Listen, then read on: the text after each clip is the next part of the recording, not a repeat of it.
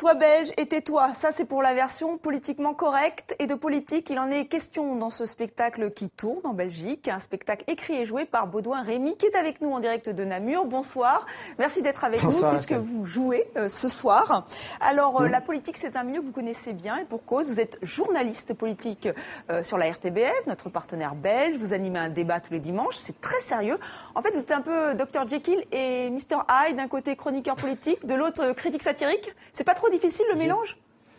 Non, quand on fait pas les deux choses en même temps, ça va, c'est l'un après l'autre. On fait une émission sérieuse, on pose des questions sérieuses, et puis le soir, il arrive de s'amuser avec la même matière. Donc on raconte des blagues sur l'actualité qui nous fait travailler tous les jours, et donc on fait les deux sérieusement, une fois pour informer et l'autre pour rire. Mais le rire, c'est encore parfois beaucoup plus sérieux que le journalisme politique, vous savez. C'est une affaire très sérieuse, le rire, en fait. C'est une affaire très difficile.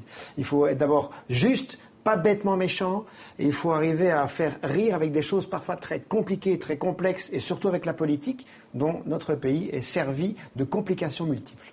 Oui, et il s'en est passé cette année en Belgique, un nouveau gouvernement, un nouveau roi, un nouveau Premier ministre. Alors voici donc en Charles Michel devenu Premier ministre, mais aussi en Bart de Wever, président du Parti nationaliste flamand, le parti qui a remporté les élections. On vous regarde tout de suite, on regarde un extrait de Sois belge et tais-toi. Mes chers... Menteur, traître, trompeur. Mais je n'ai encore rien dit. Arnaqueur, lâcheur, renégat. Ah, elle est belle la droite, hein? Je n'ai encore rien dit. Ah, ça, si nous avons la main, on refusera de négocier avec la NVA. Ah, les racontards, le parjure. Nous n'avons jamais eu la main. Et ça, tu as pris la main dans le sac, Charles. La main dans la culotte d'Azoave. Celle d'un séparatiste notoire. Ce n'est pas correct. Tout ce que je demande,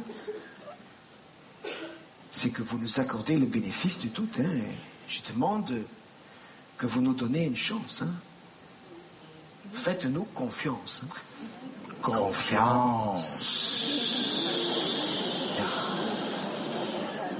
Nous avons les meilleures intentions à votre égard. Et on va tendre la main aux francophones. Hein. Tendre la main? Non. Pour prendre quoi? Donc Charles Michel en traître, hein, faut le dire, et Bart de Wever en méchant parfait, vous vous amusez.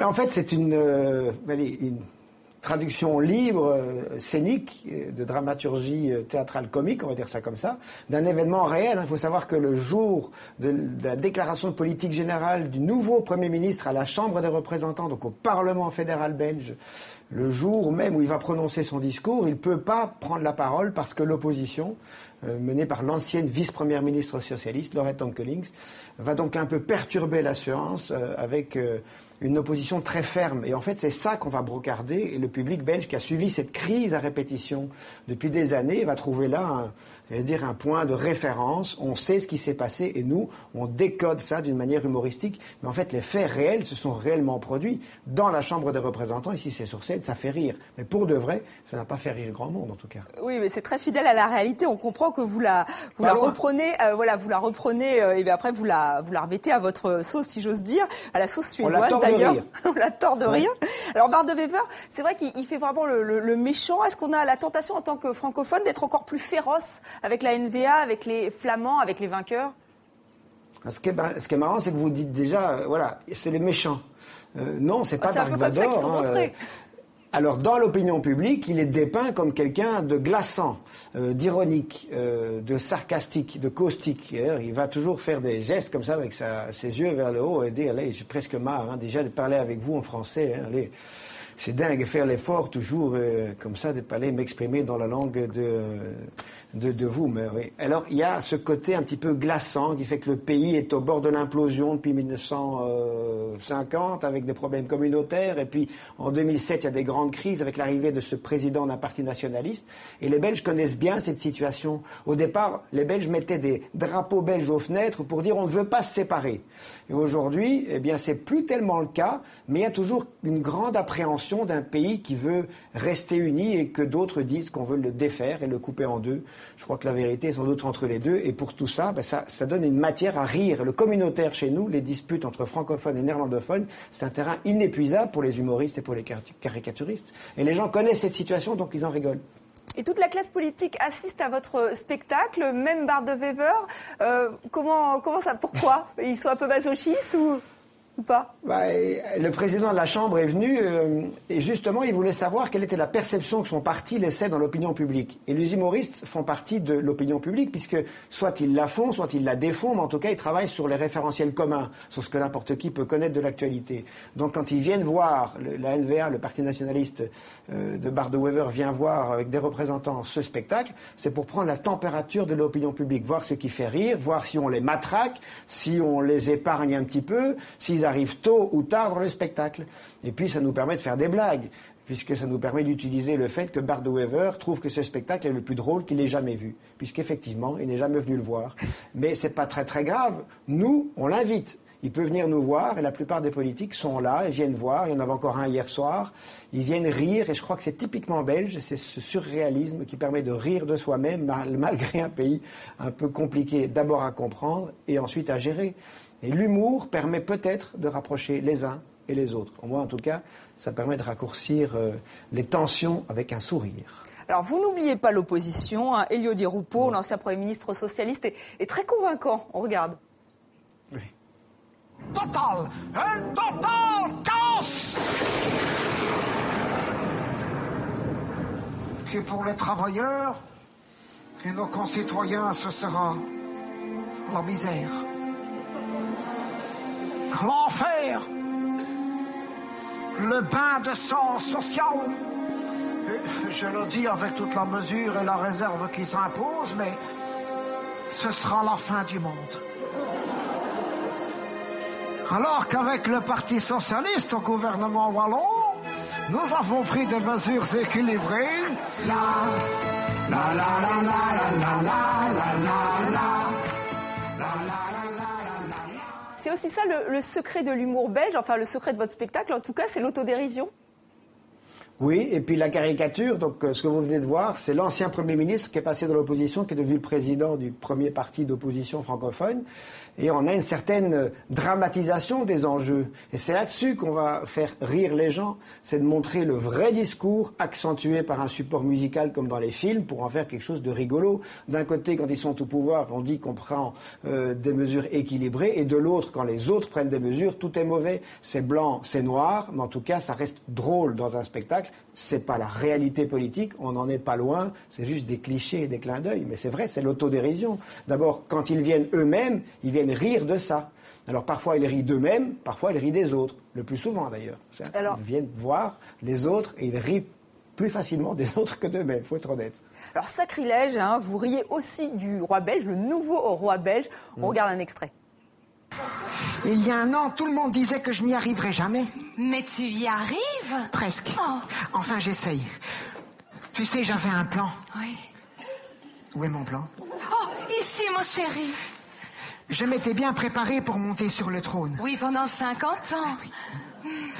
Mais avant de monter sur le trône, encore fallait-il réussir à le monter soi-même, ce trône.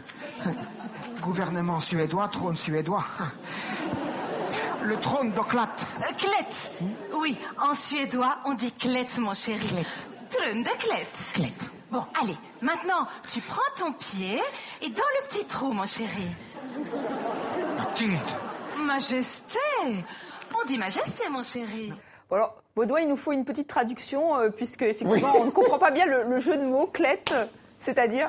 Alors, une clette, si vous voulez, c'est une cloche. Voilà, quelqu'un d'un peu maladroit, malhabile. On dit en bruxellois que c'est une clette. Et le suédois, pour dire à vos téléspectateurs de quoi il s'agit, le gouvernement suédois, ça reste un gouvernement belge, effectivement, mais on a baptisé ce gouvernement aux couleurs suédoises parce qu'il a le bleu des libéraux, des gouvernements donc de droite, avec le jaune des nationalistes et une croix des sociaux-chrétiens néerlandophones. Voilà pourquoi on a appelé ce gouvernement suédois à cause de ces trois symboles de couleur. Il faut toujours qu'on baptise les choses chez nous en Belgique.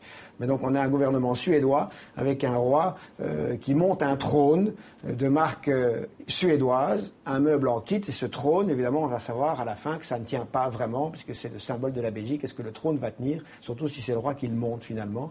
Et le mot clette, c'est une prononciation suédoise, pas très heureuse peut-être, mais qu'on pourra réutiliser. Oui, Oui, que nous on utilise forcément, mais c'est un clin d'œil. Et puis chez nous, le roi a beaucoup d'humour, il faut le savoir. Il est venu voir le spectacle, c'est important de parler du roi, on est obligé parce qu'il a un rôle quand même important en Belgique. Oui, d'abord il y a plus de chasse gardée, je crois que les Belges ont une maturité comique hors du commun. Avec tout ce qu'on a ramassé comme situation surréaliste sur le plan politique et comme crise. On a été éduqués à ça. Le roi a une position importante, certes, mais c'est pas pour ça qu'il est intouchable avec la gentillesse et la tendresse des humoristes, parce que nous, on veut pas massacrer quelqu'un, c'est pas le but, c'est de rire tous ensemble d'une situation et de sa fonction, pas de la personne. Et les gens comprennent bien qu'il n'y a aucune méchanceté là derrière. Et il faut savoir que l'ancien roi, le roi Albert, serait bien venu nous voir plusieurs fois s'il n'avait pas été roi. Il serait venu voir beaucoup plus facilement. Et d'ailleurs, on me dit qu'il viendra peut-être un de ces jours nous voir, parce que je sais qu'il l'aime beaucoup. En tout cas, il a regardé nos DVD, pour vous dire une petite histoire. Il les a même demandés, donc on leur a envoyé au palais. Mais alors, ça manque un peu de politique internationale, française notamment. Je sais que vous vous amusez à caricaturer Nicolas Sarkozy. Alors, François Hollande, Nicolas Sarkozy, quel est votre préféré pour les années à venir, sait-on jamais ? Ben, sans doute on fera un peu les deux, parce que je m'attendais un peu à la question que vous alliez me poser. Vous savez, Estelle, ça me fait plaisir de vous voir. Mais bon, est-ce que vous me prêtez 2 neurones d'intelligence comique pour revenir dans un spectacle de plus haut niveau, hein? Eh bien, je vais vous répondre l'année prochaine. L'année prochaine, si je suis à nouveau candidat à l'humour, hein, ben, je ferai vraiment des choses drôles. Dans c'est un personnage extraordinaire. Bientôt, on le fera contrôleur de train. Ah, mais pourquoi pas? Alors, pourquoi pas? Alors, il y a une vague d'humour belge en France. Hein. Les Français aiment vraiment l'humour belge. Stéphane de Groot, Walter, Alex Vizorek, pour ne citer que. Est-ce qu'il y a un humour typiquement belge? Vous nous avez donné quelques pistes, mais pour vous, qu'est-ce que c'est l'humour belge? Je crois que l'humour belge, c'est de ne rien avoir de très sacré, de d'abord pas se prendre au sérieux quand on fait des blagues, de pas donner de leçons de morale, de pas être moralisateur, de pas donner des leçons, de rester humble, professionnel et sérieux quand on fait des bêtises, juste s'amuser avec l'énergie, la générosité et l'humilité des artistes, c'est-à-dire un tout petit peu d'intelligence, un petit peu de talent, beaucoup de chance, beaucoup d'autodérision, et puis surtout respecter les gens qu'on brocarde. C'est très important. Il faut qu'ils restent, hein, parce que s'ils ne restent pas ceux-là, on en aura des pires et ce sera nettement moins drôle. Merci beaucoup Baudouin Rémy d'avoir été le grand témoin de ce 64 minutes. Donc sois belge et tais-toi. On vous souhaite une excellente représentation. Merci d'avoir pris un peu de temps avant de rentrer sur scène. Et on vous retrouve évidemment sur la RTBF pour un côté plus sérieux, dirons-nous. Merci à vous. Oui, à bientôt.